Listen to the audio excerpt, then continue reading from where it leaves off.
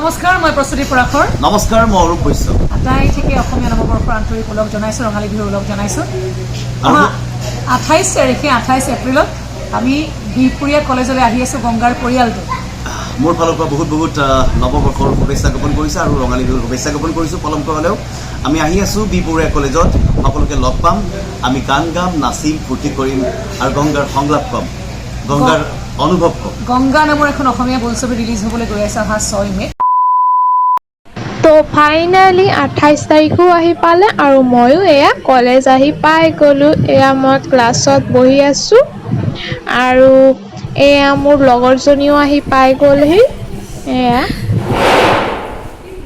তো এয়া আমি চবে এতিয়া অডিটৰিয়ামত বহি আছোঁ। তো ফাইনেলি মেমো আহি পাই গ'লহি, এয়া আহি আছে।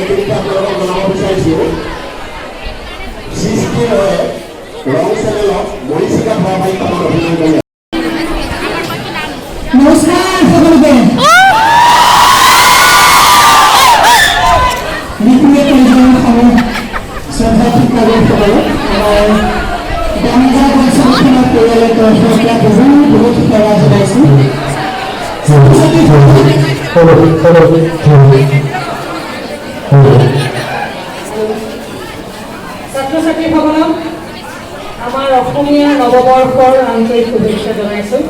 বাপতিক চামত ৰঙালী বিহুৰ বহুত ওলগ জনাইছোঁ। ইয়ালৈ অহাৰ উদ্দেশ্যটো এটাই কোনোবাই গম পাইছে নহয়, আজি প্ৰায় মোটামুটি এসপ্তাহমান ধৰি অসমৰ ইমূৰৰ পৰা সিমূৰলৈ ঘূৰি ফুৰিছে গোটেই পৰিয়ালটোৱে। মাক আছোঁ, দুজনী জীয়েক আছে। এটাই মাত্ৰ অসমীয়া আমাৰ নিজৰ মানুহখিনিৰ প্ৰতি এটাই মাত্ৰ আহ্বান লৈ ঘূৰি ফুৰিছোঁ। এখন অসমীয়া বোলছবি দীৰ্ঘদিনৰ বিৰতিৰ পাছত পুনৰ চিত্ৰগৃহলৈ আহি আছে। নামটো যাৰ হৈছে গংগা, এখনি বুৱতী হিয়া। বিভিন্ন শিক্ষানুষ্ঠান, সাংস্কৃতিক অনুষ্ঠান, বিহু মঞ্চ, অলিয়ে গলিয়ে, গাঁৱে ভূঞে, চহৰে নগৰে শিপিনীসকলৰ ওচৰলৈ আমি গৈছোঁ এই আহ্বান লৈ যে দীৰ্ঘদিনৰ মূৰত ৰিলিজ হ'বলৈ ওলোৱা এই গংগা নামৰ বোলছবিখনক আটাইয়ে চাবলৈ আহক। এতিয়া অসমীয়া এই গংগা নামৰ বোলছবিখনটো কিয় চাব লাগে নহয়, আমি আহ্বান জনালেই আমি আটাই যুৱ প্ৰজন্ম হৈছে আমাৰ অনাগত সমাজখন, আমাৰ অনাগত ভৱিষ্যতটো, আমাৰ অনাগত শক্তি, আমাৰ আহিবলগীয়া দিনবোৰৰ সাহস এই যুৱ প্ৰজন্মখিনি। তেওঁলোকৰ ওচৰলৈ যোৱাৰ অৰ্থটো এইটোৱেই, তেওঁলোকৰ ওচৰলৈ যোৱাৰ কাৰণটো এইটোৱেই যে তেওঁলোকে যদি অলপমান চেষ্টা কৰে, অলপমান সাহস কৰে, তেন্তে আমাৰ গোটেই অসমখনৰ পটভূমি তেওঁলোকে সলাব পাৰিব। আমি আটাই ইয়াত যিমানখিনি ছাত্ৰ ছাত্ৰী আছে, আমি আটাই সদ্য এই কোভিডৰ গোটেই জটিল সময়খিনিৰ পিছত আমি আটাইৰে মনত এটা খুব ভোক আছিলে নহয়, আটাই আমি এটা খুব মানে ক্ষুধা আছিলে মনৰ ভিতৰত, কেতিয়া মুকলি জীৱনটো আমি আকৌ ঘূৰাই পাম, কেতিয়া মুকলি আকাশৰ তললৈ যাম, কেতিয়া সেউজীয়াৰে ভৰপূৰ আমাৰ মহাবিদ্যালয়সমূহত পুনৰ পাঠ্যক্ৰমৰ মাজলৈ উভতি যাম, কেতিয়া শিক্ষাগুৰুসকলৰ আমি সান্নিধ্য পাম, কেতিয়া পাঠ্যক্ৰমৰ সেই বিশাল পৃথিৱীখনৰ জগতখনৰ মাজলৈ সোমাই পৰিম। সকলোৰে মনত আছিলেনে বাৰু সেই আশা? সেই হেঁপাহটো আছিল নে? ১.৫ বছৰ যে আমি ঘৰত তাতে সোমাই আছিলোঁ, আছিলে নাই বাৰু? নে ঘৰত থাকি ভাল লাগিছিলে? খাই বৈ শুই টেনশ্যন লৈ ভাল লাগিছিলে জানো? ভাল লগা নহয়। বন্ধু বান্ধৱ এই আটাইখিনিৰ মাজলৈ কেতিয়া ঘূৰি যাম, সেই সপোনটোৱে আমাক খুলি খুলি খাইছে প্ৰতিটো মুহূৰ্তত। আৰু ঈশ্বৰে কৰা এই সময়টো আজি আহি পাইছে, যাৰ কাৰণে আমি মুকলি মনেৰে শিক্ষানুষ্ঠানসমূহ মুকলি হৈছে, পাঠ্যক্ৰমৰ মাজলৈ আমি আগুৱাই আহিছোঁ।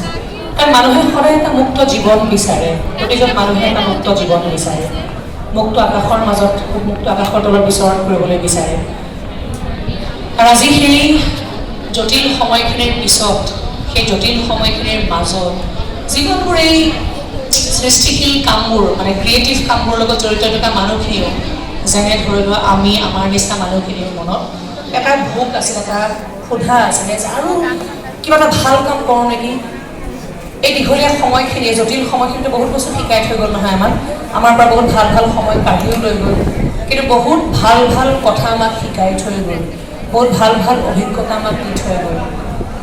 যেনে আমি নিজৰ প্ৰতি কেনেকৈ যত্ন ল'ব লাগে, নিজৰ চাৰিওদিশৰ মানুহখিনিৰ প্ৰতি কেনেকৈ আমি আৱেগ বিহ্বল হৈ থাকিব লাগে, সেই কথাবোৰ আমাক শিকাই থৈ গ'ল নহয়।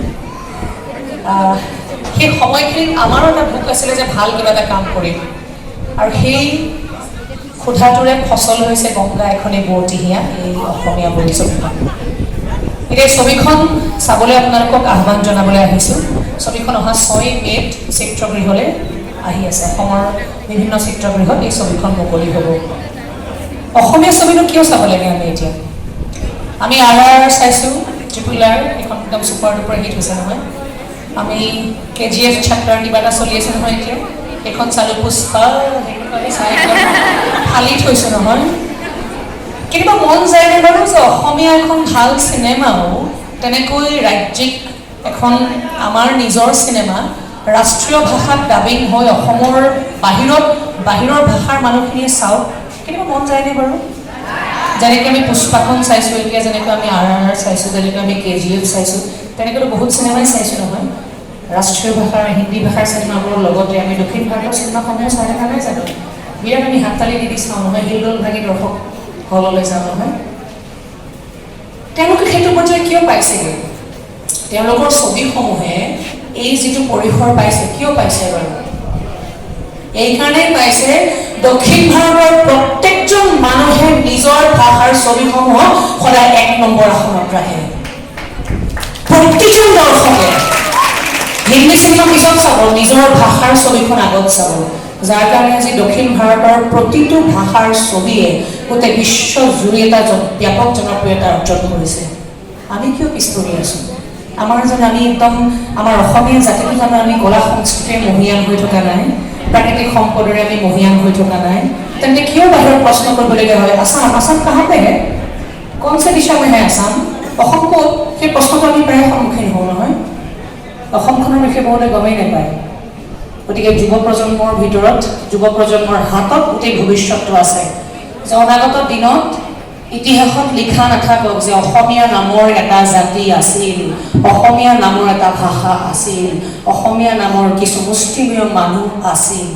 এই আছিলটো যাতে নহওক, আছে, সদায় ৰৈ যাব। সেইটো ৰোৱাৰ কাৰণে আপোনালোকে চেষ্টা কৰিব লাগিব। অকল এখন চিনেমাই নহয়, বিভিন্ন দিশত নিজৰ অসমীয়া ভাষা সংস্কৃতিক আগুৱাই লৈ যোৱাৰ ক্ষেত্ৰত এই ছাত্ৰ ছাত্ৰীসকলৰ ভূমিকা অপৰিসীম। যোগেশ কাশ্যপ, অজয় ফুকন আছে সংগীত পৰিচালক, অসমৰ এটা চিনাকি নাম। আৰু আমি আটাই আচলতে গংগা চিনেমাখনত বহুত শিল্পীৰ সমাৱেশ ঘটিছে। মই আছোঁ, যোগেশ আছে, অৰূপ আছে, ৰাগৈ নিতম আছে, অজয় ফুকন, এটা ডাঙৰ হাত চাপৰি লাগে। এই কুকুৰটো শুনি ভাল লাগিছে দেই, একোৱেই মাৰিছে না লাগি লাগিছে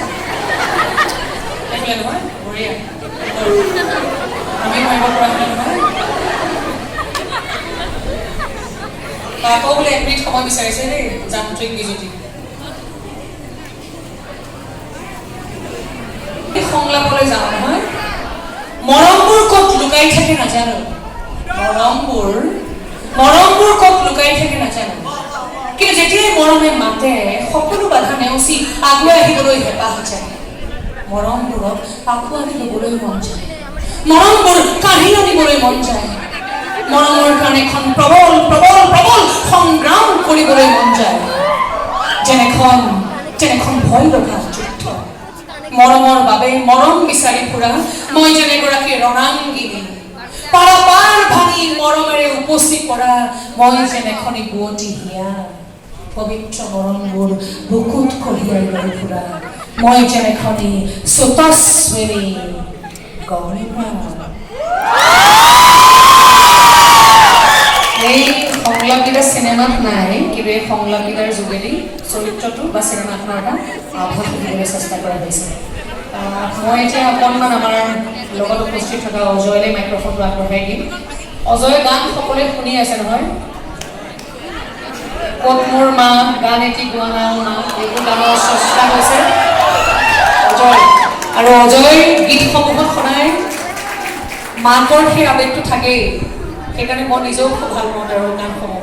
আৰু মই পুনৰবাৰ আমাৰ মহাবিদ্যালয় কৰ্তৃপক্ষক ধন্যবাদ জ্ঞাপন কৰিছোঁ। মোৰ পিতৃৰ যি চিনাকি দিলে প্ৰথম আৰম্ভণি কৰোঁতে, তেখেত এতিয়া সম্পূৰ্ণ সুস্থ অৱস্থাত আছে আৰু তেখেতে অলপতে যোৰহাটৰ এখন মঞ্চত এখন নাটক কৰিছে।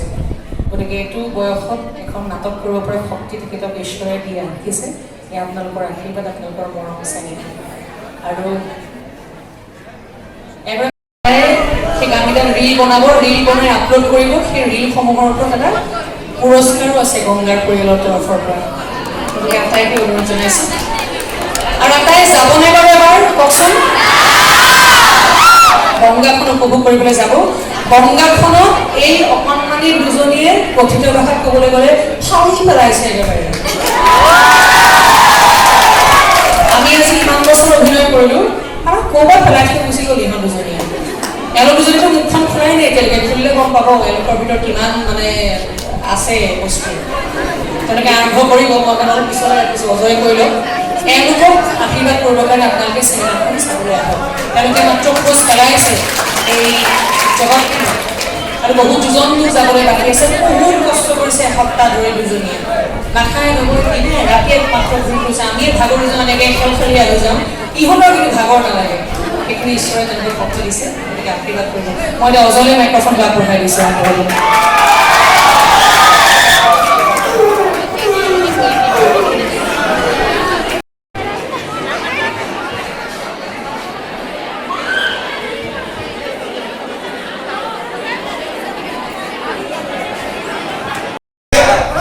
কোনোবাই টিভি দাদা নাম দিছে, টিভি দাদা। নমস্কাৰ, সকলোৱে ভালনে?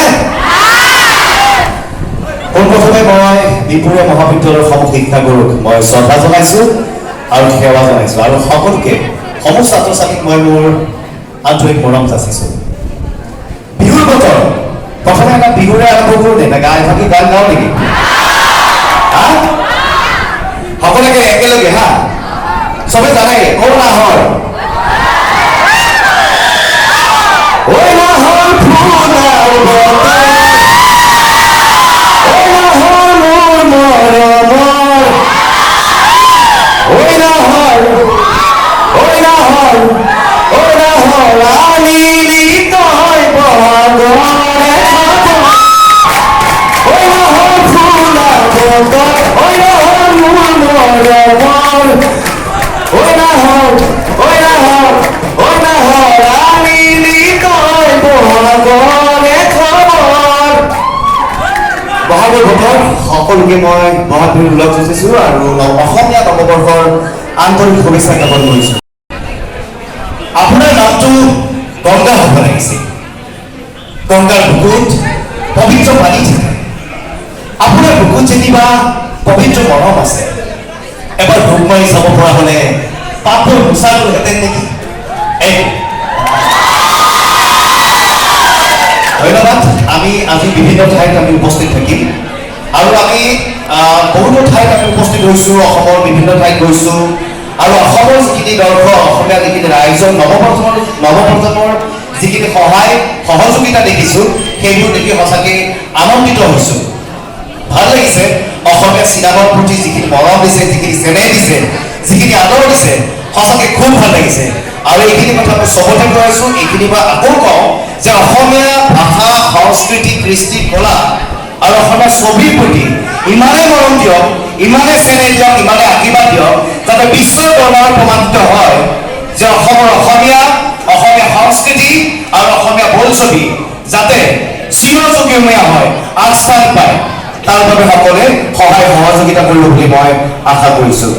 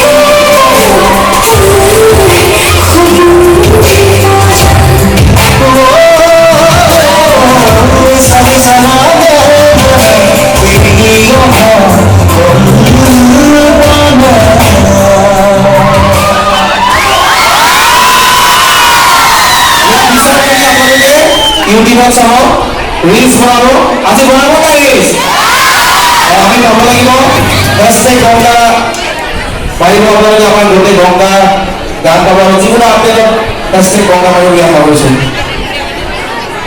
এগৰাকী অসমীয়া ছোৱালীয়ে যেনে কল্পনা কৰিব, ৰোমাঞ্চিত হৈ কল্পনা কৰিব, নিজৰ সুন্দৰ সাজৰ কল্পনা কৰিব, মেখেলা চাদৰ নহয়, এই ৰোমান্টিক গানটো মেখেলা চাদৰ পিন্ধিয়ে ওলাইছোঁ চিনেমাখনত।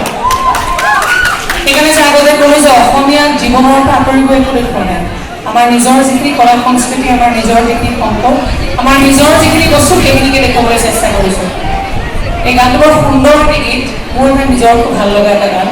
ইউটিউবত আপোনালোকে পাবই আৰু ৰিলছ বনাই আপলোড কৰিব। টাইগাৰ अभी बाकी है।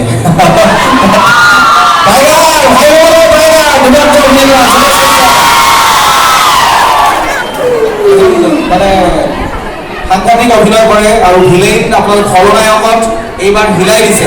সাউথ ইণ্ডিয়ানত যিদৰে ভিলেইনবিলাকে কাম কৰে, এইবাৰ অসমীয়া চিনেমাত আপোনালোকে প্ৰথমবাৰ এইখন চিনেমা প্ৰথমখন অসমীয়া চিনেমা য'ত সাংঘাতিক ভিলেইন এটা খলনায়কত চৰিত্ৰত অভিনয় কৰিছে। আৰু আমাৰ অসমীয়া চিনেমাত কিন্তু এনেকুৱা ভিলেইন আগতে ওলোৱা নাই, ষ্টাইলিছ ভিলেইন। নমস্কাৰ, ইয়াত উপস্থিত সমূহ শিক্ষক শিক্ষয়িত্ৰী তথা ছাত্ৰ ছাত্ৰীলৈ মোৰ আন্তৰিক ৰঙালী বিহুৰ অভিনন্দন শেহতীয়াকৈ অলপ দেৰিকৈ হ'লেও জ্ঞাপন কৰিছোঁ, জনাইছোঁ। এইফালে সোমাই আহোঁতে, এইটো ওচৰতে ছবি গৃহটি নাই জানো? সোমাই আহোঁতে মই লগে লগে সপোন দেখিলোঁৱেই। কি দেখিলোঁ? অহা 6 মে'ত যেতিয়া গংগা মুক্তি পাব, সমগ্ৰ অসম তথা ভাৰতৰ য'ত য'ত অসমীয়া ছ'চাইটি আছে তাত যেতিয়া মুক্তি পাব, এই 6 তাৰিখৰ পিছত যেনিবা মই এইফালে পাৰ হৈ গৈছোঁ। আজি যেনেকৈ দেখিছোঁ মই ছবি গৃহটি দেখিছোঁ, তাত কিন্তু মই আজিতকৈ অলপ ব্যতিক্ৰম দেখিছোঁ। কি দেখিছোঁ? সন্মুখত বিশাল লাইন, বিশাল মানুহৰ জুম। কি চাবলৈ ৰৈ আছে? গংগা, গংগা চাবলৈ ৰৈ আছে।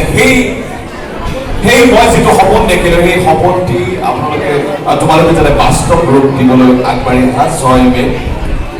কিয়নো আমি আঞ্চলিক ভাষাৰ ছবিসমূহ যেনেকৈ আমি বেলেগ ভাষাৰ ছবিসমূহ তেওঁলোকৰ মানুহে চাই উৎসাহিত কৰি যেনেকৈ সমগ্ৰ ভাৰতবৰ্ষ তথা আন্তঃৰাষ্ট্ৰীয় পৰ্যায়ত সুনাম কঢ়িয়াই আনিছে বেলেগ আঞ্চলিক ভাষাৰ ছবি ঠিক তেনেকৈ আমাৰ অসমীয়া ভাষাৰ ছবিও যাতে বিশ্বৰ দৰবাৰত সেই একে পৰ্যায়ত গতি কৰে আমি সকলোৱে সেইটো কামনা কৰিব লাগে নে নালাগে লাগে গতিকে বাকীখিনি কলেজীয়া ষ্টুডেণ্ট গতিকে বাকীখিনি মই ইমান বুজাই কোৱাৰ দৰকাৰ নাই নিশ্চয়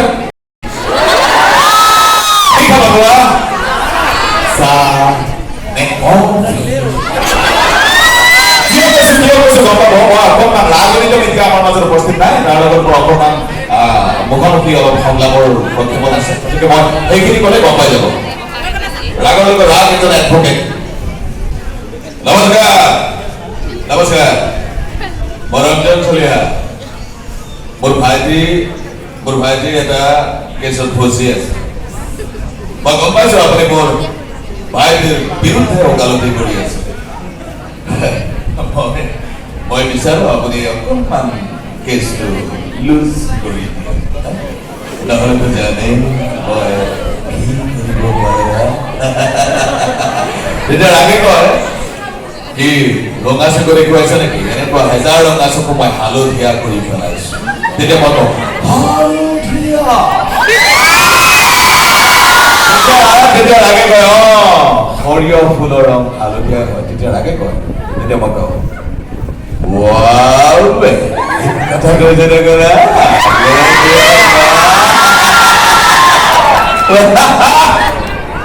কি খাবি চাহ নে কফি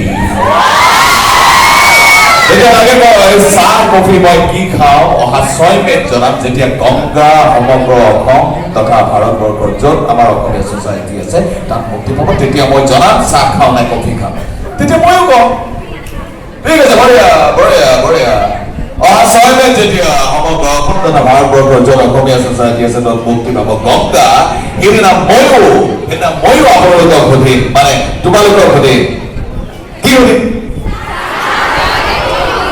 কি খবৰ চাহ নে কফি আৰু তোমালোকক সুধিম কি খবৰ কোৱা চাহ নে কফি তাকচিলৰ ফলত তাৰমানে তাৰ এইটো চিগনেচাৰ ডাইলগ ছবিখন আৰম্ভণিৰ পৰা শেষলৈকে এই সংলাপটি তাৰ ডাইলগৰ মাজে মাজে চলি থাকে আচ্ছা যিয়ে নহওক লাষ্ট মই বিদায় ল'ম এতিয়া মোৰ লগত এবাৰ সকলোৱে মোৰ নিচিনাকে চাহ নে কফি এনেকে ক'ব হা কি খাব কওঁ অকণমান মূৰটো এনেকে লৰাই পেলাই কোৱা নাই অকণমান অলপ ষ্টাইল হা কি খাব কওঁ বাকীখিনি সুন্দৰভাৱে সম্পূৰ্ণ গংগা ছবিখন উপভোগ কৰিবলৈ অহা 6 মে'ত তোমালোক আহিবা তোমাৰ নমস্কাৰ মই সৃষ্টি হয় সকলোকে ৰাঙালী বিহু ওলগ জনাইছো সকলোৰে খবৰ ভালনে আজি মই কিয় আহিছো সকলোৱে গম পায়নে আজি মই আপোনালোকৰ খবৰ ল'ব আহিছো আৰু এটা কথা আহি আছে অহা 6 মে' আৰু এই ছবিখনৰ নামটো কি এখনি বহিয়া গ'ল কিয়া ছবিটোৰ নামটো কি এতিয়া এই গানে কৈছে মই এটা গংগাৰ এটা গীত বনাইছিলো গাওঁনে ও সবে গংগা সবে কেনে লাগিছে সকলোৱে মই এতিয়া চিঞৰিব লাগিব দেই কিন্তু ইয়াৰ পৰা দেলহিলৈকে শুনিব লাগিব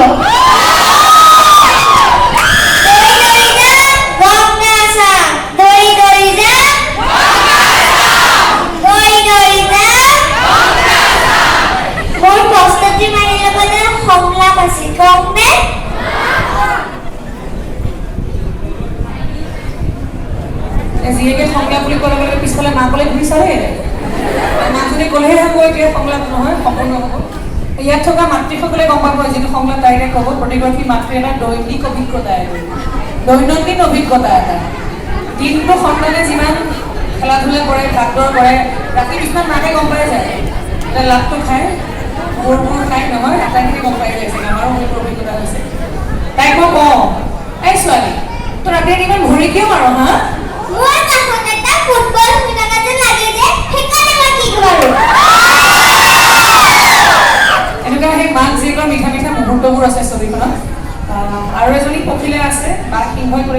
পাল চলি আছে আৰু এওঁলোকে যে গান গাইছে কথা কৈছে ডেইলি বেলেগ বেলেগ কয় কোনো শিকাই দিয়া নাই নিজে নিজে কৈ থাকিব মানে ইমান ঠাণ্ডাৰ হৈছেগৈ মস্ত এটা ঠাণ্ডাৰ হৈছেগৈ সেইকাৰণে কৈছোঁ এইবোৰ ট্ৰেইলাৰহে হয় আচল পিকচাৰখন 6 তাৰিখে আহি আছে আদায় সেইখন চাবলৈ আহিব আৰু কিবা আছেনে সেইখন এতিয়া এইজনী পখিলাৰ পাল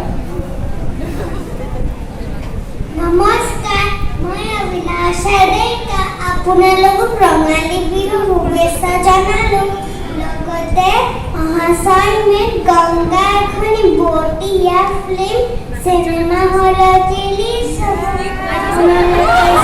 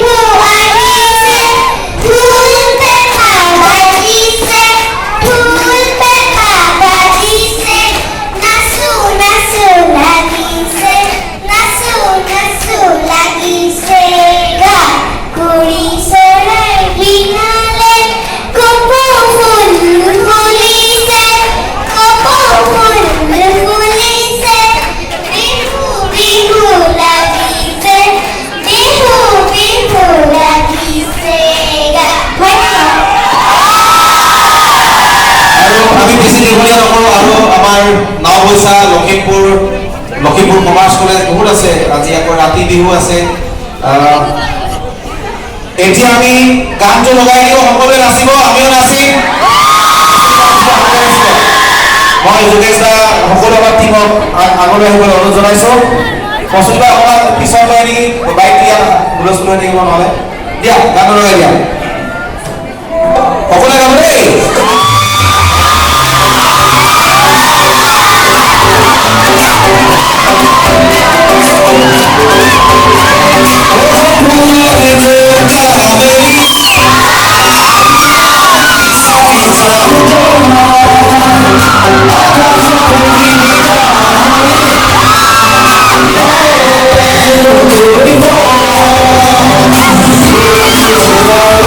Yes.